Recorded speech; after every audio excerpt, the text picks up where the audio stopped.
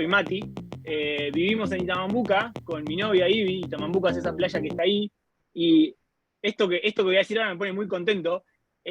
Uno de los principales responsables de que nosotros vivamos acá está en esta sesión, que es Jere. Así que, Jere, gracias. Gracias por presentarnos este lugar. Con Jere entrenamos en un lugar porque Ivy y yo intentamos surfear, ¿no? Entonces por eso nos vinimos a vivir acá. Soy nerd, esos son los libros que leí hasta ahora y este año, faltan un par ahí. Y hace más o menos un año fuimos adoptados por el peludo ese, el perro, porque el otro soy yo, que se llama Jorge Alberto. Y bueno, nada, y ese soy yo. ¿Sí? Trabajo en Liquid hace aproximadamente 2 años, y no, más de 2 años, perdón, como 3. Y mi comienzo en la agilidad fue con Alan, con uno de los socios de Liquid, en el 2011. Ahí fue donde tuve mi primera aproximación a la agilidad y me voló la cabeza, y a partir de ahí es como, es como surfear. O sea, para los que surfean o los que no saben lo que es surfear, como la primera vez que se paran en una vez decís, quiero hacer esto toda mi vida. Con la agilidad me pasó algo así, yo quiero trabajar así. ¿Sí? Entonces, ¿cómo empieza esto? Esperen que estoy parado mal. Esto empieza así. Imagínense que en las organizaciones, ¿sí? Si el éxito es estar ocupado, hay dos estrategias. ¿Sí? La estrategia Homero y la estrategia Grimes. ¿Sí? Voy a hacer un pequeño disclaimer. Yo soy medio fanático de los Simpsons, así que gran parte de este webinar está inspirado en Grimes y Homero y en los Simpsons, así que van a ver un montón de cosas de los Simpsons. Entonces vamos, ¿no? Vamos con la estrategia Homero. ¿Qué pasa si el éxito en la cultura es estar ocupado? ¿Sí? ¿Qué hace Homero? Bueno, la representación es esta, ¿no? Homero hace cualquier cosa, ¿sí? Para simular que está trabajando. ¿Sí? Entonces le tiene el pajarito, pone el de trabajo todo el día como un esclavo, aprieta el botoncito con la escoba y demás. Entonces, veamos qué implicancias tiene esto. Imagínense que Homero tiene que hacer 3 cosas en su día. ¿Sí? Entonces, ahí vemos no sé si se llega a entender bien el día de Homero en horas, ¿sí? La hora 1, la hora 2, así hasta la hora 8, ¿no? Y tiene que hacer 3 cosas. Una es para Lenny, otra es para Carl y otra es para Smithers. Pero claro, a Homero le van a pagar por estar ocupado. ¿Sí? Entonces, ¿qué va a hacer Homero? Homero va a hacer que la tarea 1, en vez de que tarde 1 hora, la va a estirar y la va a hacer tardar 2. ¿Sí? Con la 2 va a ser lo mismo, o un poquito más, y con la 3 lo mismo. ¿Sí? Entonces, ahora veamos esto, ¿sí? En términos de tiempos de espera de Lenny, Carl y Smithers. Bueno, me había olvidado esto. En el escenario 1, ¿sí? Lenny, fíjense que espera, perdón, Carl, siempre me lo confundo, soy como Homero, espera 1 hora, ¿sí? Y en el escenario 2, con Homero siendo premiado por estar ocupado, tiene que esperar 2 horas, porque Homero tiene que dilatar esa tarea para estar todo el día ocupado, ¿no? En el escenario de Lenny, él tendría su tarea en la hora 2, ¿sí? La de Lenny es la tarea amarillita, ¿sí? Pero como Homero la dilata, Lenny termina teniendo su tarea en la hora 5, ¿sí? Y Smithers, pobre, que iba a esperar 3 horas, termina esperando un día entero. Y esto quiere decir que Smithers probablemente ese día ya no puede hacer nada si se va a su casa, ¿sí? Porque capaz se tuvo que ir antes, entonces ya ni la vio, la va a ver al otro día. ¿Sí? Esta es la estrategia Homero.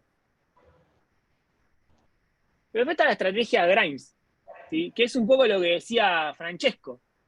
Si el éxito es estar ocupado, y yo soy Grimes, no soy Homero, ¿sí? Yo quiero trabajar de verdad, ¿qué voy a hacer? Me voy a inventar tareas, ¿no? Entonces, despacho las 3 tareas rápido, ¿sí? Que en este caso son Margo, Lenny y Smithers, las despacho rápido, y después Grimes se inventa ahí un reporte X, ¿sí? Para mostrar que, miren, hice este reporte y estoy haciendo cosas, ¿no? Pero esto tiene un problema, que es que Grimes no tiene toda la información para hacer ese reporte X. O sea, esa tarea que se inventó Grimes en su backlog, ¿sí? No la puede hacer toda. Porque claro, empieza a crecer y se le empiezan a ocurrir más cosas y le tienen que empezar a pedir cosas a gente, ¿no? Como a Homero y a Lenny. Entonces, al otro día, en el backlog de Homero, aparece otra tarea. Y la tarea para el reporte X para Lenny, perdón, para Grimes. Entonces, ¿qué pasa con el pobre Smithers? La tarea el otro día. Entonces, bueno, decís, bueno, está bien, pobre Smithers. Pero después lo que termina pasando a medida que esto se empieza a configurar en el día a día es que Grimes, este es el primer riesgo, Grimes empieza a priorizar las cosas que él inventó. Porque esto es mío, ¿no? Entonces, como Grimes empieza a inventar las cosas, a priorizar las cosas que él inventó, primero hace el reporte X, el resto de las cosas. Ahora, la tarea de Margo, ¿sí? Tenía prioridad, generaba valor al usuario. ¿Y qué pasa? Viene enterrado bajo una montaña de tareas que no agregan valor. Si todos usan la estrategia Grimes, todo es Grimes, ¿cómo sabemos? Acá estas flechitas representan pedidos, ¿no? En toda la organización. Si todos son Grimes, ¿cómo miramos los pedidos de la organización y sabemos qué genera valor? ¿Qué pedido, qué cosa de las que hacemos genera valor?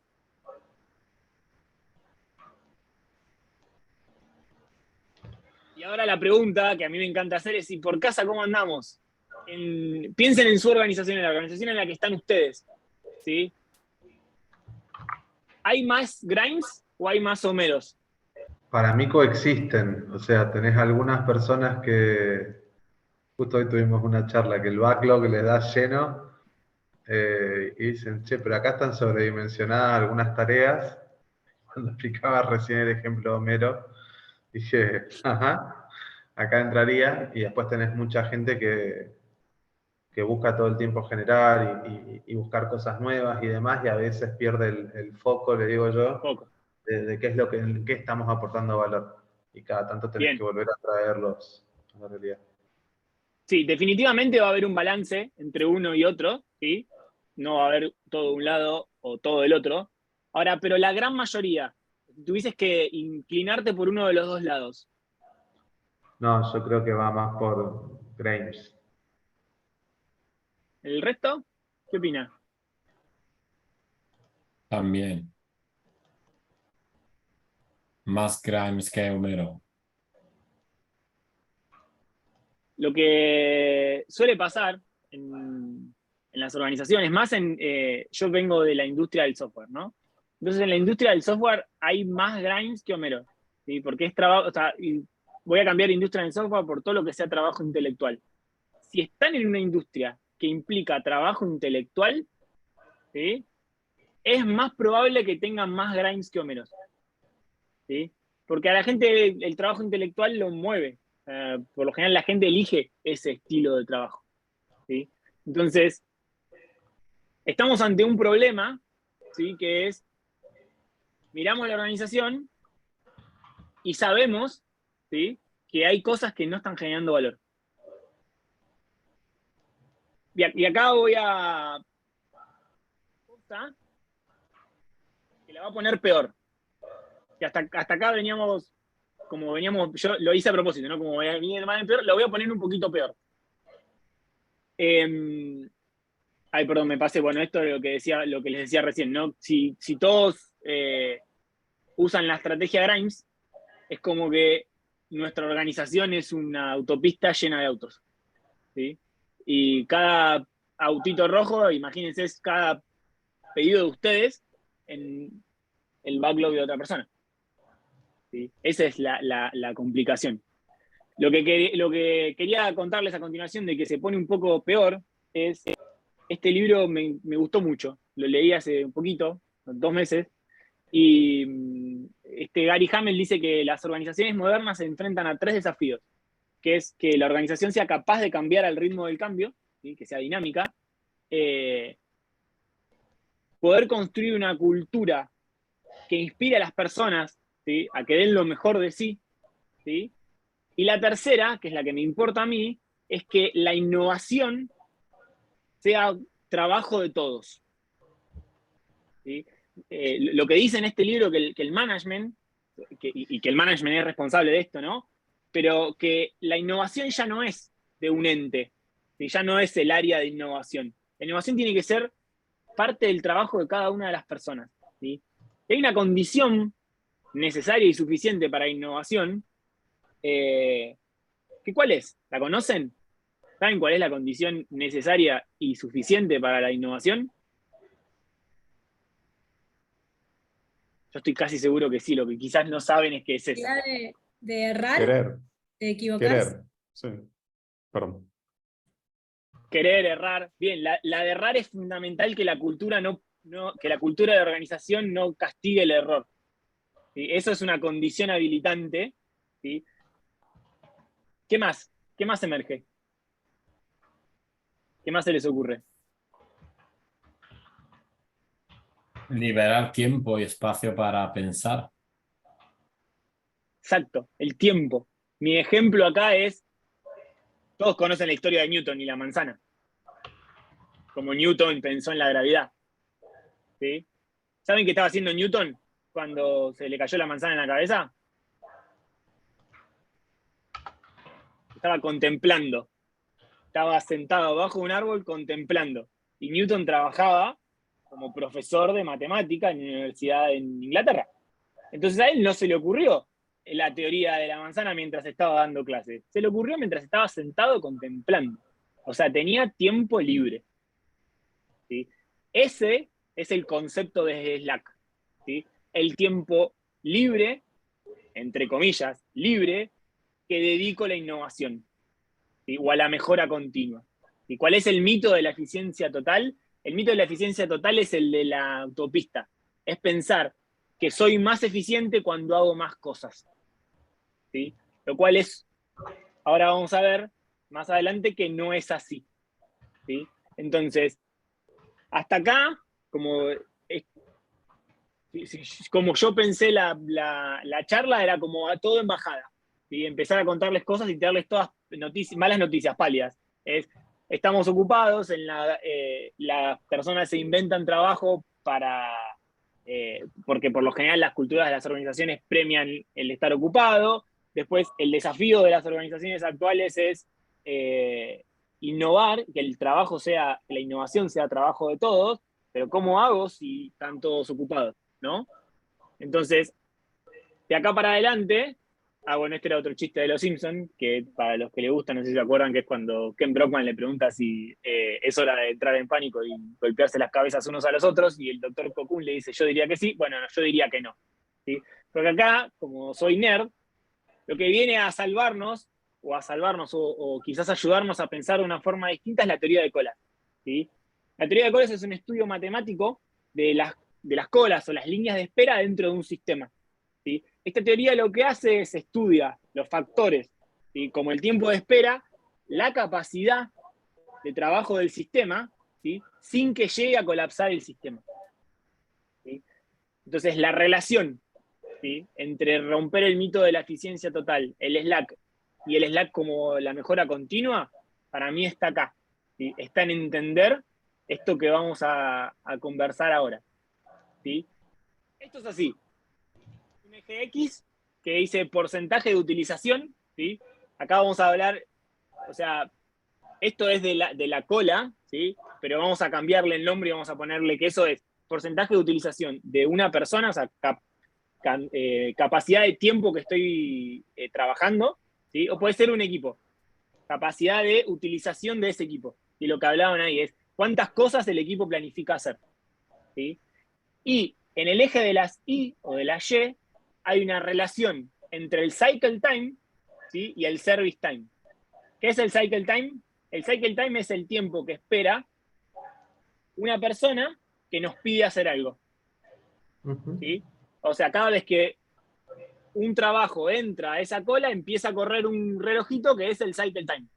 ¿Sí? Y que termina, ¿sí? Cuando esa persona recibe lo que pidió. ¿Sí? La otra variable es el service time, ¿sí? Que es cuánto tiempo el equipo tarda desde que toma la tarea, ¿sí? Hasta que la termina. ¿Sí? Eso es el service time. Y lo que hace el eje de las Y hace una relación entre el service time y el cycle time, ¿sí? Que vamos a pasar a explicar a continuación.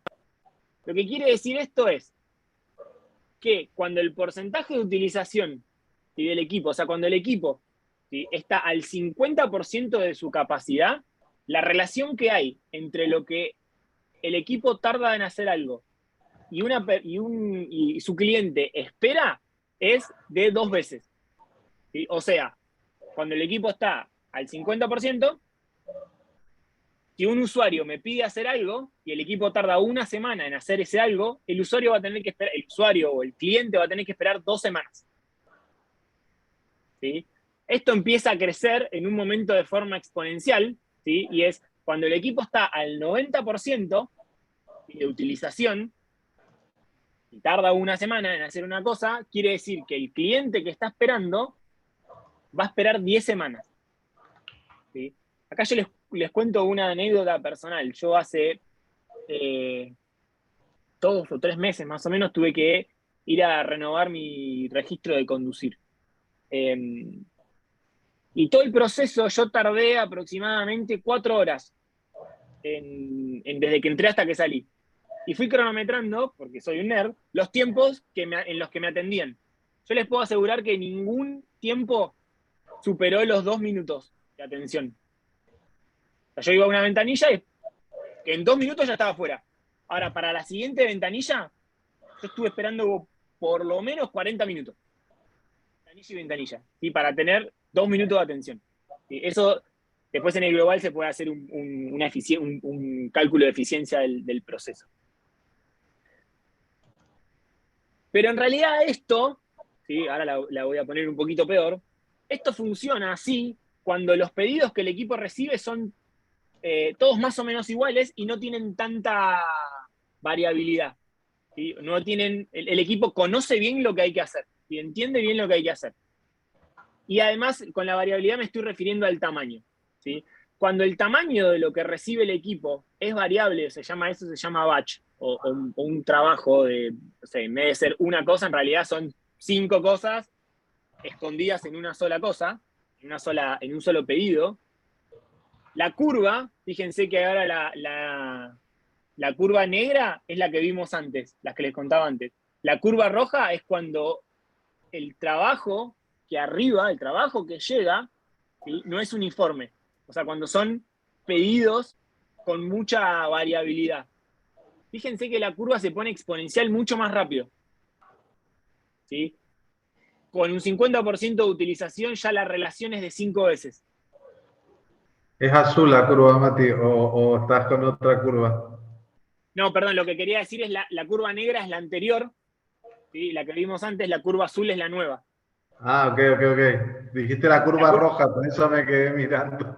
Ah, porque no les conté que soy daltónico. No, mentira, me equivoqué. Sí, decime, Gastón. Despertaste mi curiosidad con esto. Te hago una pregunta, no sé si lo vas a mencionar más adelante, pero si no, así. Yo tengo que liderar un equipo de esto, ¿no? Nosotros, Sí, cuando entran estas tareas, que no son todas iguales, ni son todas, las sliceamos. O sea, al principio de un sprint normalmente vamos a tener un paquete de tareas de similar complejidad y vamos a estar buscando el 100% de ocupación. sí. Quizás el error es el buscar el 100%. O sea, según esto, Sí. si vos querés el 100% de ocupación, lo que te va a pasar es que no tenés tiempo para ajustarte. ¿Sí? Entonces, eso sí viene después, pero igual ya lo spoileamos. El consejo es planificar con Slack. ¿Sí? Es planificar. Slack es el tiempo mejora. Entonces, fíjate que si vos planificaras Perdón, en vez se de te al cortó un 100, poquito el audio. ¿El tiempo qué? ¿El Slack es el Slack es el tiempo dedicado a la mejora. ¿Sí? Entonces, ¿qué quiere decir? Que vos podrías, en vez de agarrar ese backlog, imagínate que hasta que si vienen, para los que no son de sistemas slicear, es hacer un pedido un poco más chico. ¿Sí? Si vos haces pedidos más chicos, ¿sí? Y además otra cosa que hacemos los nerds de sistema es estimarlo eso, ¿no? Y ponerle dependiendo de qué... En ¿no? pedo. ¿Así? No. Bien. Bueno. Ya estamos cagando. pero más o menos tienen, si logran hacer las cosas de más o menos del mismo tamaño, tienen una idea de cuántas cosas pueden hacer por sprint. Sí. Estimar con Slack sería, ok, este sprint en vez de hacer, imagínate que si ese número es 10, en vez de hacer 10, vamos a hacer, no sé, 7 u 8. ¿Sí? Y las otras dos, o sea, el tiempo de las otras dos, lo que vamos a hacer es lo vamos a dedicar a entender cómo mejoramos, cómo construimos esas otras 8. ¿Sí? Que ya puede ser mejorar un proceso, mejorar alguna de las otras de las cosas que hiciste que no quedó muy bien. ¿Sí? Además de eso, el estimar perdón, estimar no, el planificar con Slack y el planificar con tiempo a la mejora te hace flexible. ¿Sí? Entonces, te puede pasar, ¿sí? Te puede pasar, no, lo voy a preguntar al revés. ¿A quién no le pasó que en el medio de su trabajo le cae un ventanazo que tiene que solucionar? A casi Sí. todos nos ha pasado. ¿Sí? Entonces, el Slack te da la capacidad de acomodarte. ¿Sí? Y acá entran en juego otras cosas, ¿sí? Como por ejemplo, las expectativas que yo seteo. ¿Sí? Te hago otra pregunta, perdón que te interrumpa. Sí, No dale, estamos hablando de Slack mejor, como padding, ¿no? ¿Cómo qué? Como padding, ese margen que me tomo de decir, No. El margen que vos, eso es si querés, una corrección a la estimación. ¿Sí? sí, El Slack, porque vos la corrección a la estimación, por lo general, la terminás usando porque le pifiás cuando estimás. Todos lo sabemos. Cuando vos haces una estimación, eso tiene un porcentaje de, yo digo, bueno, esto lo voy a hacer en 1 hora y yo después lo termino haciendo en 2 horas. capaz que estoy haciendo Slack y no me sé. Pero, a ver, te doy el caso, ¿no? Porque nosotros Sí, lo estimamos. Sí le ponemos unos story points de complejidad, pero de estimación no. Y apuntamos a que a partir de decir, che, esto me entra en el sprint. Más o menos. bien. Y por experiencia sabemos cuántos puntos hacemos por sprint, que estamos más o menos en los 70. Y de Bien. esos hay como un padding, diría yo, de 15 puntitos, que están guardados para emergencia. Si entra algo por la ventana, descuenta de puntitos de ahí. O sea, ya está, es como que tenemos un Ok, cachito bien. de sobra. Sí, Después, si pero llegás o no llegás, no importa demasiado, no nos preocupa mucho. Si vos pensabas terminar una tarea de sprint y no terminaste, bueno, veremos por qué registramos, como para tener una estadística de qué es lo que pasa. Y bueno, y la verdad es que siempre terminamos haciendo el mismo punto, lo cual, aunque no bueno, queremos estimar, estimamos bien. es que en ese escenario están parecería en un escenario medio ideal, porque es ustedes, voy a hacer un cachitito de contexto para el resto. Sprint es un tiempo de trabajo fijo en una metodología de trabajo que se llama Scrum, que tiene un ciclo, un evento al principio que es de planificación, donde el equipo que tiene que hacer algo, en este caso construir software, planifica qué puede hacer en las siguientes 2 semanas, y tiene un ciclo de cierre, tiene un evento de cierre, o 2 en realidad, donde se muestra lo que se hizo y donde se reflexiona cómo mejorar. Lo que estaba hablando Gastón es que ellos al principio, ¿sí?, dicen, bueno, vamos a hacer estas cosas, y otra cosa que hacemos los de sistemas es le ponemos un punto, ¿sí?, de estimación, que no es hora, depende mucho del acuerdo que tenga el equipo. ¿No? Esto más o menos es un 10, y el 10 solo tiene sentido para ese equipo, para los otros equipos no sirve ese 10. Entonces lo que dice Gastón es, nosotros estimamos 70 y dejamos 15 más siempre por las dudas. Entonces, si pasa algo de esos 70 puntos que hago, le resto 15, o sea que va a haber algunas cosas que no voy a hacer. ¿Es así? Sí, no, en realidad sabemos que hacemos 70.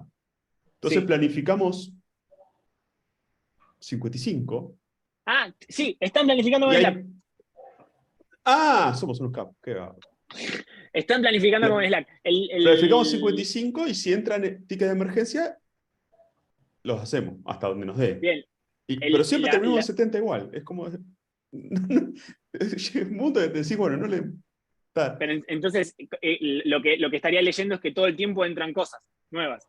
Y generalmente entra alguna cosita, entra algo que es urgente o alguna mejora que por ahí no amerita esperar a otro sprint. Entregaste Bueno, algo y dices, ¿ves? che, mira, acá le puedes agregar esto, sí, te lo meto por acá. Están planificando con Slack, lo que pasa es que se están comiendo siempre Slack para lo emergente. Entonces, si yo lo vería y te diría, bueno, tu siguiente pasito que quizás podrías probar es en vez de planificar 55, planificar 50, tenés 15 de Slack, perdón, 15 de Padding, le decimos imprevistos, nosotros. de padding, y 5 padding por Claro. CSS. Es un término de project management. Los project managers le Mira, meten padding cuando estiman mira. en el Gantt. Entonces vos tenés el 15 de ese de padding y después tenés un 5 que es de Slack, ¿sí? Que ese tiempo lo dedicás exclusivamente a la mejora, ¿sí? Esto, o sea, que en realidad funciona para cualquiera, ¿no? O sea, me voy a adelantar un poquito, pero voy a replanificar porque nos queda poco tiempo. Mi idea era Seguí que... nomás tranquilo, me resolviste un poco la pregunta y ya entiendo ahora por dónde venís, así que no me contestes ahora. Seguí con la clase como tenías armada, que está buenísimo. Y ya estoy Dale, haciendo para captura de que... pantalla porque mañana lo ataco mi PM y decís, che, te voy a robar 5 Mirá puntos más. lo que aprendí.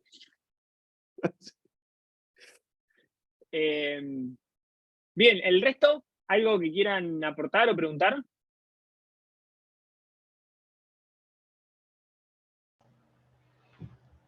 No, está bueno. Yo tenía la teoría de colas, pero desde el punto de vista de las finanzas públicas. Es un método de racionamiento. No sé, los hospitales públicos no agilizan el sistema de turno para que la gente se vaya al privado, entre otras cosas, a veces, ¿no? Disminuir la Mirá, demanda. Existe la misma teoría del otro lado. claro.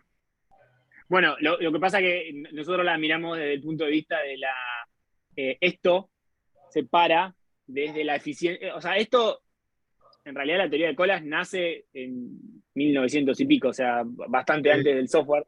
Lo que pasa es que a nivel software a nosotros nos funciona un montón porque, como decía Gastón, nos ayuda a esto, ¿no? A decir, no, para, no hagamos todo esto porque en realidad lo que estamos haciendo es estamos comprometiendo la calidad.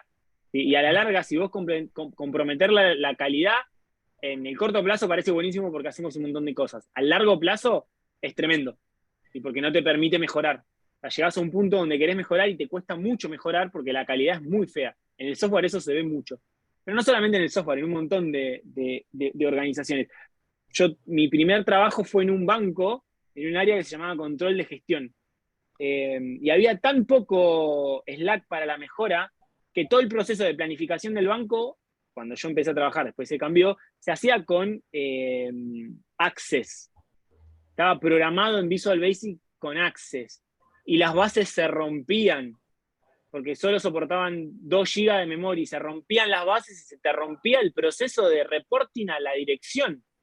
¿Y eso por qué fue? Porque eso empezó a crecer, y nunca nadie se tomó el tiempo de decir, para, o sea, ¿de verdad estamos haciendo esto?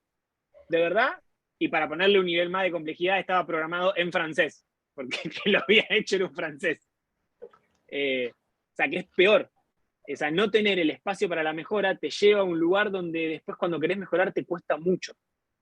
Y cuando digo Sí, te cuesta mucho es a caro. nosotros nos ha pasado un poco esto de lo perfecto es enemigo de lo oportuno a veces en la industria en la cual nosotros laburamos, es que sumamos gente al equipo precisamente para atender estas cosas que hacen a la calidad y con el correr del tiempo terminan absorbidas por la inmediatez. O sea, a ver si este va a ser el músculo que va a estar pensando en cómo generar soluciones de base y cuando te das vuelta a los 3 meses están levantando pozos, haciendo el mismo laburo diario porque te lleva puesta la diaria. También, pero es una Bueno, realidad de la industria en la que estamos. yo eso creo que, y le hago la pregunta, abro la pregunta a los que no están en la industria del software. ¿Creen que eso es inherente solo al software? ¿A la industria del software o lo ven en otras industrias? Voy a dejar de compartir un poquito. Así nos vemos. Ahí está. Yo creo que casi en toda la industria pasa eso. De hecho, no tenemos como la obsesión a estar ocupado. a justificar nuestro trabajo. Entonces, pues es bastante un mecanismo, como decíamos antes, también que el sistema premia ese comportamiento, al final el sistema determina los comportamientos. Si me busco tareas para estar hasta las 7 de la tarde, pues me compensan. De hecho, normalmente la empresa compensa a la gente o la premian para estar hasta tarde, no para terminar rápido e irse a su casa. O para ir a pensar. Entonces, hasta que no cambie ese sistema, yo creo que es lógico y racional que la gente, todos busquemos eso. Sí. Muy,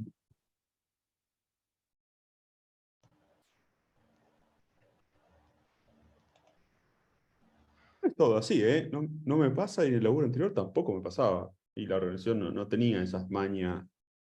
No es todo mal. Hay casos. Probablemente Sí, sea Víctor. mala. Estás muteado, ¿eh? Pasa en donde estoy trabajando, ahora que lo he puesto así en números, se entiende claramente. Lo que pasa es que creo que el error está en que medimos cuánto se demora la persona en su trabajo, en su tarea, y no cuánto en atender lo que se le pidió, ¿no? Entonces, generalmente intentamos ser productivos donde, por lo menos en la institución financiera del trabajo, donde desde que me llega, desde que empiezo, o sea, el sprint, desde que empiezo hasta que termino, se ha establecido el tiempo y si lo cumplo en ese tiempo, entonces me da mi dedito para arriba, pero nadie se pone a pensar en cuánto le demoró al cliente de ese pedido hasta que lo atendimos, ¿no? Y esto lo veo en todos lados. El ejemplo que me has dado también me ha abierto mucha, en mi área inclusive, ya ahora me ha dado a entender muchas cosas que no veía. Sí, Hay algo. perdón, Dale, Dani, dale. Nada, nosotros tenemos un modelo de priorización que es el WSJF, que es bastante antiguo para la priorización de necesidades. Muchas veces lo que nos pasa es que todo lo chiquito o que no agrega mucho valor empieza a quedar abajo de la alfombra, ¿no? Y uno de los errores que hemos estado viendo en el modelo es que no tenemos algo que lo potencie para que pase a primer lugar, porque es muy viejo y por ahí queda, o sea, si no estás revisando, son cosas que quedan abajo de la alfombra. Y me parece que este análisis está bueno también, ¿no? Porque hace mucho más hace exponencial el tiempo de resolución, precisamente porque uno ve que no agrega valor. Entonces dice, bueno, lo mete al fondo, pero tal vez para ese flaco que te lo estaba pidiendo, sí agregaba valor. Por ahí comparado con todo lo otro que tenés que hacer, ¿no? Y por ahí como método de priorización tiene ciertas fallas. Sí. A mí este tema puntualmente o sea, ¿por qué me gusta mucho? Porque fíjese que empezamos a hablar de slack de tiempo para la mejora y esto dispara cómo la organización premia, ¿sí? Esto dispara cómo priorizamos, ¿sí? Porque si yo voy a hacer menos cosas, tengo que priorizar mejor, ¿sí? Esto también dispara otra cosa que es, que no está por acá, pero sí es de... se habla mucho, ahora después les voy a pasar de dónde yo saqué, con qué 3 libros armé, con qué 4 libros armé esto, pero lo habla mucho en uno de esos libros que es lo que nosotros buscamos, ¿sí? Y este libro era de software, pero en realidad también es traspolable a cualquier cosa. Lo que buscas es eficiencia de flujo, ¿sí? Es esto que decía Víctor, no es buscar cuánto tiempo un equipo tarda en hacer algo, sino cuánto tiempo pasa desde que alguien pide algo hasta que tiene el resultado, ¿sí? Eso es eficiencia de flujo, y es organicémonos para ser más eficiente en flujo y no en cosas que hacemos, ¿sí? Y ahí también viene otra mirada más, que es el pensamiento sistémico, ¿sí? Porque lo que contaba Víctor, esto de que miramos que el equipo lo haga rápido, se llama optimización local, ¿sí? Yo agarro una optimización local para que ese equipo funcione más rápido. Entonces, como yo quiero que imagínense yo equipo, si vos me vas a medir por cuánto tiempo voy a tardar en hacer algo, yo te voy a pedir que cumplas con todo esto que está acá, ¿sí? Para que yo tome la tarea. Si vos no me llenaste toda esta planilla, yo no tomo la tarea, porque si vos no la llenás y yo tomo la tarea y después me faltan cosas, tengo que ir a preguntar y se me va, entonces a mí me van a castigar porque no lo cumplo en un sprint. Entonces se llama es una optimización local, y toda optimización local, y con este ejemplo se ve claro, va en detrimento del sistema. ¿Sí? Eso es otra cosa que es súper potente, y eso no funciona, o sea, eso funciona en cualquier industria, en cualquier cosa que estén haciendo. O sea, si ustedes miran de forma sistémica algo, se van a dar cuenta que en todos los lugares donde hay optimizaciones locales, ¿sí? Hay una cola. ¿Sí? Toda optimización local genera una cola. ¿Sí? Entonces, el trabajo de mi trabajo, por ejemplo, es erradicar esas colas. ¿Sí? Buscar eficiencia de flujo, reorganizar el trabajo para que haya eficiencia de flujo. Y ojo, porque esto, que parece como, no, esto lo hacemos a nivel de organización, no. Ya la forma en la que los equipos se organizan, ya están organizados en colas. ¿Sí? Porque tienen uno que solo hace esto, y cuando este termina esto, se lo pasa al otro y el otro. Eso es una cola dentro de un equipo. ¿Sí? Entonces, eso son optimizaciones locales dentro del equipo, ¿sí? Los famosos especialistas, ¿sí? Y todos, siempre que vean un especialista, a partir de ahora, lo que me gustaría que les pase es que tengan un ojo crítico, de decir, hay un especialista, detrás hay y se acuerden de la teoría de colas, es, ojo, tiempo de espera, flujo, o sea, eficiencia de flujo, ahí se me van las palabras, Dios, optimización local, ¿sí? Vean eso, ¿sí? Y traten de ver cómo pueden erradicar eso, qué pueden hacer para que no exista eso, ¿sí? Es muy difícil en organizaciones en trabajarlo en toda la organización, ¿sí? Entonces, estas cosas suelen prender en las organizaciones cuando hay algún equipo que se anima a hacer las cosas distintas. Y entonces de repente empieza a tener resultados distintos. Porque si queremos tener resultados distintos, tenemos que hacer cosas distintas, ¿no? No podemos pretender obtener los mismos resultados haciendo las mismas cosas. ¿Sí? Sí, Gastón. Te hago una pregunta, porque ahí también me dejaste pensando con el tema de la cola y los especialistas. Porque no sé si es el caso. Creo que en realidad lo resolvimos o, no, o lo esperamos. Porque nosotros, el equipo es multidisciplinario. Somos uno de cada Sí. uno. Pero estamos alineados en un vertical. Porque las tareas muchas veces no las reemplaza, no las hace una sola persona. Necesita sí o sí. Hay interdependencias. Hay interdependencia, bien. Ahora, si vos metés todas las personas involucradas en interdependencia en el mismo equipo, Un caos. eliminé la cola. No, porque si no se lo tenía que pasar a otro equipo. O No, sea, pero te digo, cuando decís eliminé, cuando los juntaste todos, pensé que decías los meto todos juntos, es un gran equipo. no. Tipo, en lugar de tener equipos de especialistas, digamos, todos los data engineers de un lado, los data scientists del otro, los data analysts del otro, es un equipo que tenga uno de cada uno, entonces el equipo puede resolver solo. Y eso es lo que es un equipo multidisciplinario de producto, punta a Sí, Claro, punta.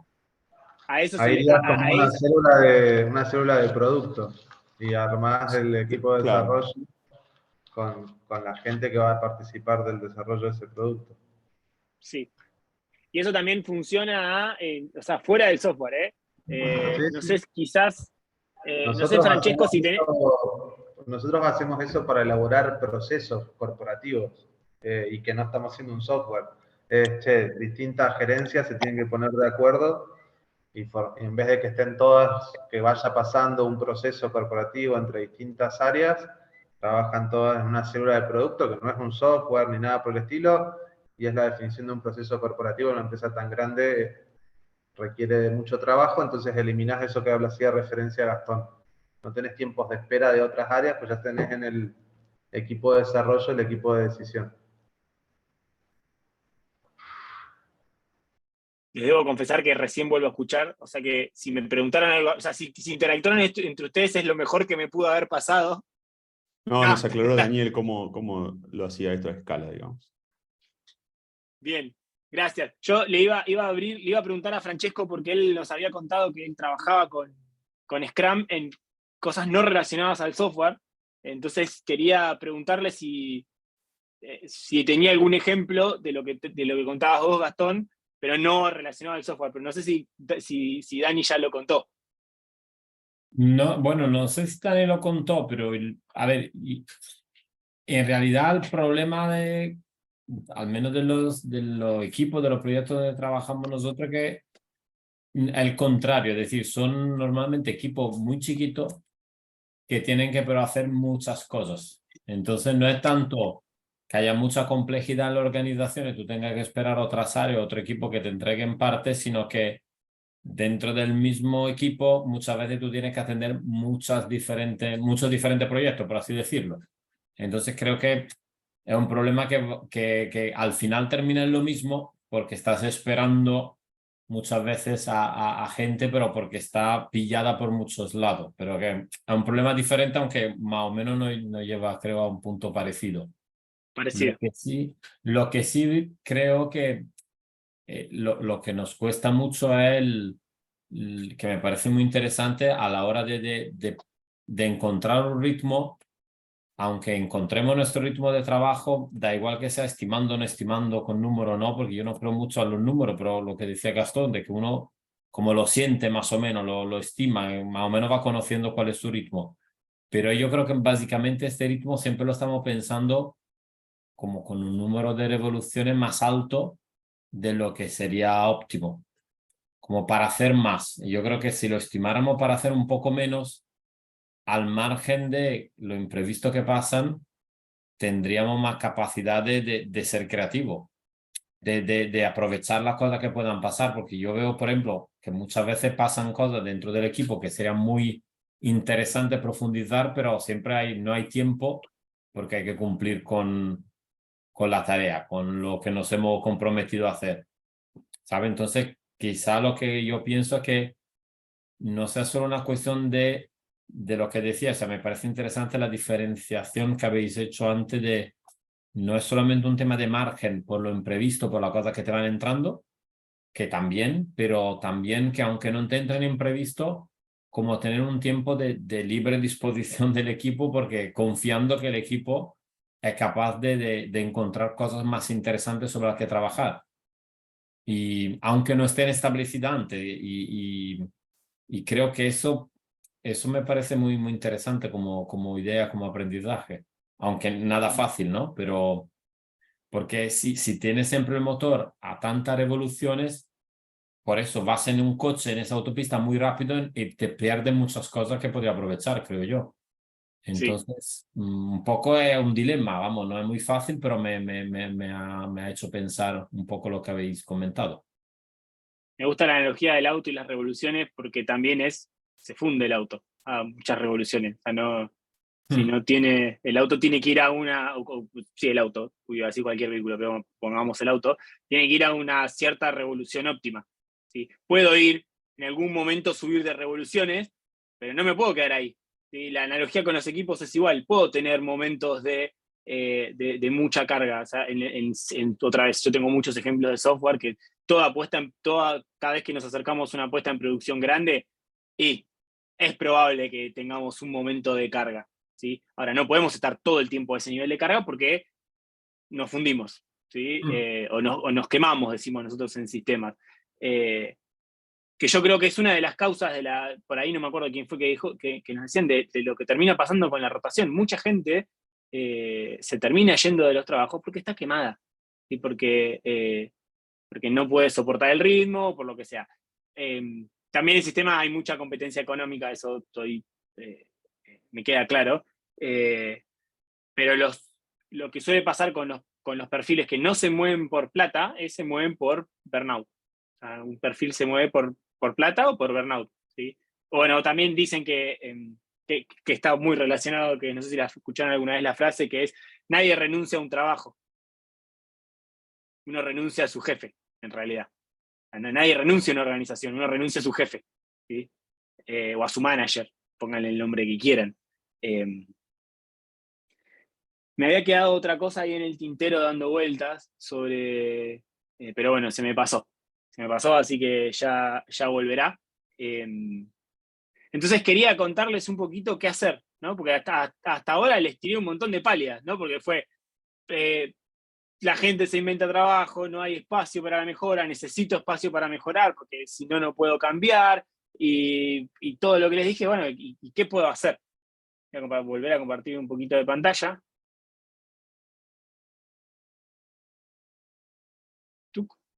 Acá algunas cosas, ¿sí? Que igual podemos... esperen porque los pierdo cuando... y los quiero seguir viendo. ¿Dónde están? Acá. Algunas cosas que podemos hacer. Bueno, esta ya la hablamos, ¿no? O sea, ayudar a los equipos a entender cuál es su capacidad real y limitar el work in progress. ¿Qué es limitar el work in progress? Es hago menos cosas. O sea, a ver, limitar el work in progress tiene... Perdón, limitar el work in progress es otra cosa. Limitar el work in progress es en un determinado momento solo puedo hacer estas 3 cosas. ¿Sí? Eso ayuda mucho a la priorización agresiva. ¿Sí? ¿Por qué? Porque si yo no priorizo, si priorizo de forma agresiva, las cosas que están, las tengo que hacer sí o sí, porque son las más importantes. ¿Sí? Si yo no priorizo de forma agresiva, y empiezo a priorizar un montón de cosas, empieza a pasar esto de, bueno, esta cosita la puedo empezar ahora, total no es tan importante. Entonces tengo un ratito, la hago, pero la dejo. ¿Sí? Pero queda ahí, está en WIP, está en Work in Progress, o sea, la estoy haciendo. La idea es que eso no suceda. ¿Sí? Porque cada vez que yo tomo una tarea y la empiezo a hacer, recuerden que el reloj empieza a correr. ¿Sí? Entonces es preferible ni siquiera tomar esa tarea, y que ni siquiera entre en el backlog, y a la persona que nos la vino a pedir le decimos, no, en este sprint no, lo cual es ciertamente quizás un mal momento para la persona a la que le decimos no, pero créanme que es un mal momento que se le va a pasar, ¿sí? De la otra forma va a estar esperando 2 semanas a tener algo que ustedes le dijeron que le iban a entregar y no lo va a tener. Y eso es peor eso de que le digan que no se lo pueden hacer eso ahora. El segundo punto es esto de promoverle el Slack para la mejora. ¿Sí? Acá yo les dejo una regla del 80-20, que es la que usa, Google usa esta regla, la regla del 80-20, es el 80% dedicado al proyecto en el que están asignados y el otro 20% lo tienen dedicado para lo que quieran hacer, lo que quieran investigar, lo que quieran básicamente probar. ¿Sí? De ahí salen muchos de lo que se llaman side projects. Hay una cuestión cultural fuerte de que si vos sacás un side project que pega, después participás en el revenue de ese side project, ¿no? Entonces ahí hay una, si querés, algo que motiva ese 80-20. Pero en línea con esto también tengo otra cosa que no puse acá, pero sí que quería contarles. Hace unos años yo estaba trabajando con una organización en Argentina y después, o sea, los 2 socios estaban mega convencidos de la agilidad. O sea, casi que fue una de las cosas más fáciles de trabajar con ellos porque no había que convencerlos. ¿Sí? Lo que teníamos que discutir era, bueno, cómo implementamos ciertas cosas, ¿no? Que dependiendo de las organizaciones son distintas. En un momento decidimos implementar Slack, ¿no? Entonces los juntaron a todos y le dijeron, a partir de ahora tienen el 20% de su tiempo libre. ¿Sí? Nosotros ya hablamos con los clientes y les dijimos esto. Ustedes van a tener el 20% de su tiempo dedicado a mejorar la organización. ¿Sí? Y esa mejora de la organización a los clientes les sirve porque si nosotros tenemos una mejor organización, le damos un mejor servicio. ¿No? Buenísimo. Charlaron con los clientes, todo. ¿Qué empezamos a notar el primer mes y medio? Nadie usaba el Slack. Nadie. Y cuando empezamos a preguntar ¿y qué hiciste con tu Slack? No, porque estuve con muchas cosas del proyecto, entonces no pude. Entonces, la pregunta fue, ¿pero por qué no le dijiste que no al cliente? No, porque me pidió que había que hacer todas esas cosas. Entonces ahí fuimos a chequear con el cliente, ¿no? Como, habíamos hablado de esto, sí, pero nunca me dijeron que no, ¿no? Entonces, y ahí nos dimos cuenta que, claro, nosotros durante un montón de tiempo a un montón de personas les pedimos, entre comillas, medio que los obligamos a trabajar de una forma. Y ahora de repente le decimos, ¿en qué hora tienen 20% libre para hacer lo que quieran? Y uno no sabe qué hacer con ese 20%. ¿Sí? Entonces, el consejo ahí es que si van a promover esa regla del Slack para la mejora es que generen espacios para que la gente pueda usar ese 20%. ¿Sí? Lo que empezamos a hacer es empezamos a generar comunidades de práctica. ¿Sí? Empezamos a generar talleres, pero no talleres cortitos, así de una sesión. No, ciclos de talleres largos, donde la gente hacía un compromiso para anotarse al taller y de días y de horarios para ir al taller y tenía que hacer cosas. O sea, de alguna forma les generábamos el espacio, o sea, les generábamos la oportunidad de que puedan usar ese 20%. ¿Sí? Eso nos cambió muchísimo, ¿sí? Porque empezaron a aparecer talleres, obviamente, al principio los impulsábamos todos nosotros, un grupo de personas que estábamos trabajando. De repente empezó a pasar que una persona que no estaba en ese grupo de cosas que estábamos impulsando dijo, yo hice esto en el proyecto, que creo que está bueno, y se lo voy a compartir al resto. Entonces, él hizo su charla, ¿sí? Y gente fue a ver lo que había hecho Javi en el proyecto de no me acuerdo dónde, ¿sí? Entonces, eso es Slack para la mejora ya. Y porque yo, yo no trabajaba no yo en ese caso, ¿no? Pero una persona que no trabajaba con Javi fue a ver cómo Javi había hecho integración continua desde un celular, con un celular, y desplegaba el APK automatizado, toda la bola. Y eso, el aprendizaje, ¿sí? Es fundamental para la mejora. Aprender cosas nuevas es fundamental. La otra cosa que a mí, yo soy un gran fanático de la priorización agresiva, es ¿qué es la priorización agresiva? Si hay 10 cosas, tengo la prioridad del 1 al 10. No existen 2 con prioridad 1, no. Tengo 10 cosas del 1 al 10. O sea, no puede haber 2 cosas con la misma prioridad, ¿sí? Esto nos ayuda a después entender qué cosas puedo dejar afuera, ¿no? Hay una técnica que a mí me gusta mucho para hacer esto que se llama Investment Poker, ¿sí? Que es, imagínense que tienen 10 cosas, ¿no? Entonces a ustedes, a la gente con la que van a priorizar, les dicen, bueno, tenés estas, no sé, 10 fichas para distribuir en estas 10 cosas. Entonces, ¡pum!, distribuyen las fichas y las acomodan en prioridad. Buenísimo. Ahora tienen 5. O perdón, en realidad 5 no, ahora tienen 8.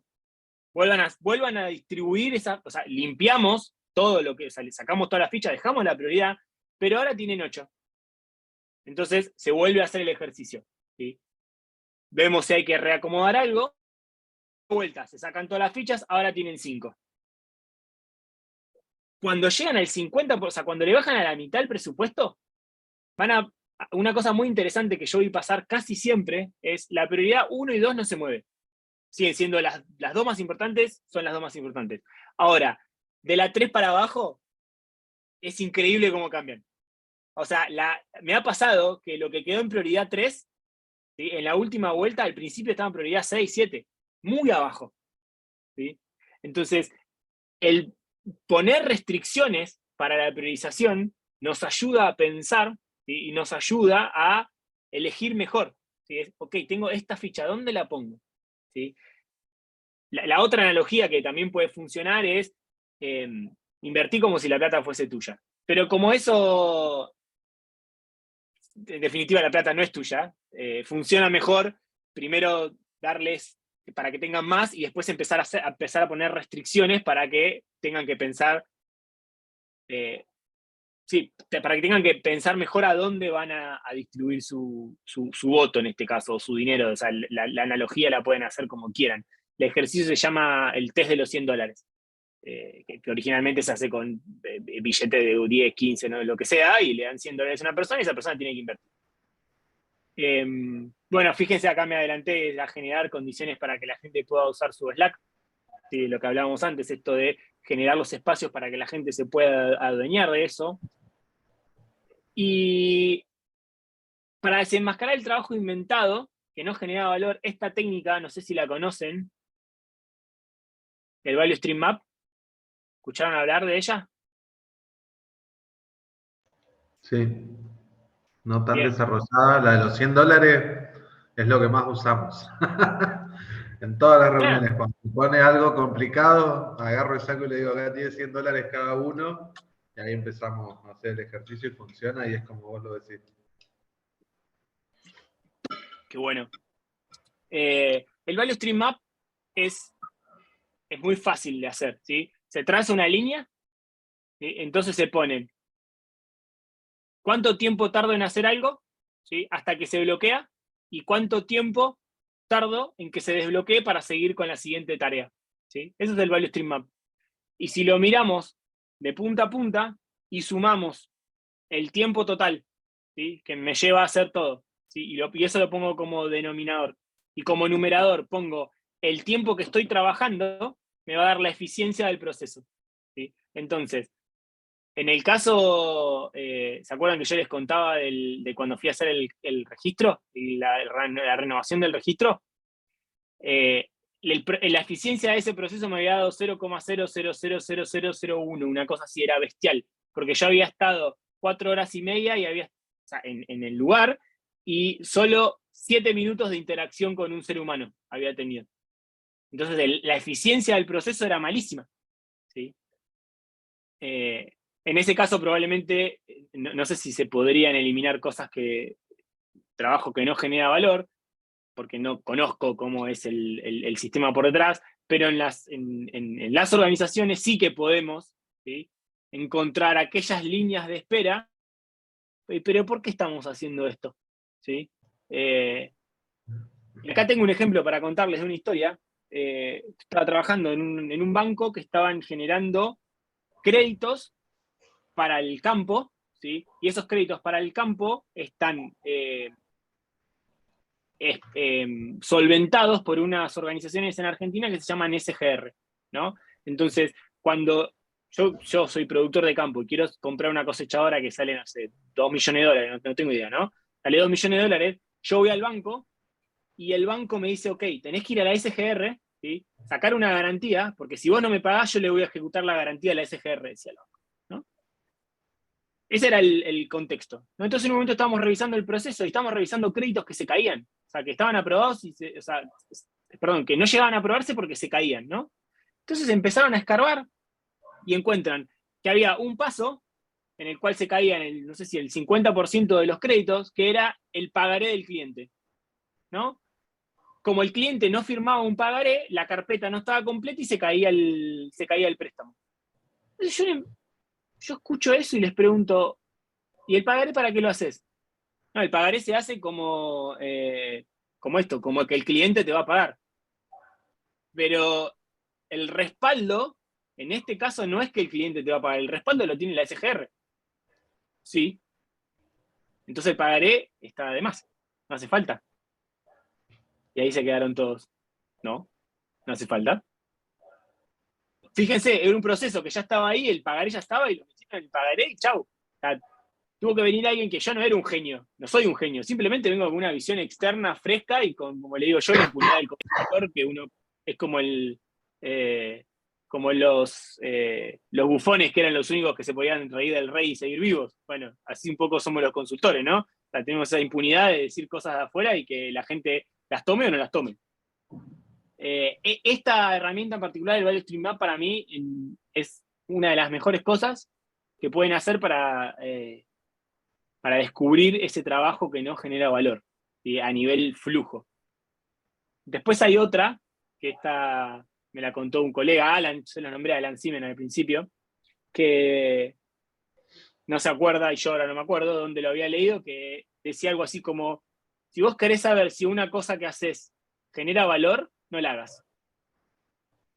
Entonces, si alguien se viene a quejar, es que genera valor. Si no se quejó nadie en 2 semanas, es que nadie está mirando eso que vos estás haciendo. Un poco más, si quieren, no sé si la palabra es complicada o es un poco más desafiante, ¿no? Porque eso implica reflexionar sobre el trabajo propio, ¿sí? Mati, Bien, ¿qué relación tiene en esto que buscas hablas de eficiencia? ¿Lo llevas en algún momento a Lean? Como algún trampolín, tomás conceptos? Mira, te voy a contestar con algo. Espera, Mira. Ah, ahí vamos, ahí vamos. Sí. Excelente. De acá, del Scaling Lean and Agile, es donde está explicada la teoría de colas impecable, ¿sí? Y además habla mucho de teoría de flujo. El de Lean Software Development habla de absolutamente de todo esto, ¿sí? El de Slack, de Tom DeMarco, es de donde saqué el concepto del trabajo inventado y el estirar el tiempo, ¿sí? Y qué es lo que pasa. De hecho, hay también el dibujo de Homero, está inspirado en un dibujo del que está en el libro. Y el de Future of Management saqué el enganche entre el Slack y la teoría de colas, como herramienta para decir, ok, estamos ante una situación donde estamos todo el tiempo ocupados, pero necesitamos tiempo para ser innovadores, ¿sí? Entonces, ese fue el hilo de construcción del webinar. Y sí, saco muchas cosas de Lean. De hecho, voy a dejar de compartir otra vez. Yo creo que creo no, es así, ¿no? Muchos de los conceptos que vos vas a ver en Scrum o el manifiesto ágil, cuando escarbás un poquito por atrás, están Sí, el concepto de Lean. De Lean. Se me fue. De Lean, bueno, sí, en general, Lean. O el sistema de producción de Toyota, ¿no? Si escarbás un poquito más, llegás ahí al sistema de producción de Toyota. Y también en Sigma también tenés como algunas bases que te soportan, como que está todo... Hoy el paraguas de la agilidad te engloba un montón de cosas que vienen hace años. Es que, claro, la agilidad es adaptación, o sea, esa es la palabra, ¿sí? Porque cuando se juntaron, ya cerramos, con esta anécdota ya cierro. Cuando se juntaron a firmar el manifiesto ágil, que eran un montón de grupos un grupo de personas que eran o tenían empresas de software, o eran CTOs, o estaban relacionados o eran líderes técnicos, o sea, lo que sea, por algún motivo llegaron ahí, pero eran todos techis. Y el motivo era, estamos perdiendo plata, o sea, los proyectos no están rindiendo, estamos planificando y no estamos llegando, entonces necesitamos una forma distinta de hacer las cosas. Y esto me lo contó Alan. Había un nombre que estaba dando vuelta, el primer nombre que estaba dando vueltas era Adaptative, o Adaptability, no me acuerdo, pero había uno de los que estaba metido ahí que tenía una empresa que se llamaba Adaptative Software. Entonces el resto dijo, no, pará, si creamos una metodología que se llame Adaptative y vos tenés una empresa que se llama Adaptative, o sea, ya corres con ventaja. Entonces ahí le pusieron agilidad, ¿sí? Pero la razón de la agilidad es la adaptación, ¿sí? Es la velocidad de adaptación, o la velocidad de aprendizaje. Nosotros adentro de la compañía, toda formación que iniciamos con eso, que acabo de contar, y ponemos agilidad es igual a adaptabilidad, no es igual a rapidez. Y Claro. siempre es la primera placa y de ahí empiezan todos los talleres que hacemos. Y un tema más que te iba a decir ahí cuando hablabas de Value Stream Map, no sé, el carnet lo sacaste en Argentina, calculo, ¿no? El de conducir, que contaste la anécdota, ¿o fue en Brasil? ¿Cuál? El carnet de conducir.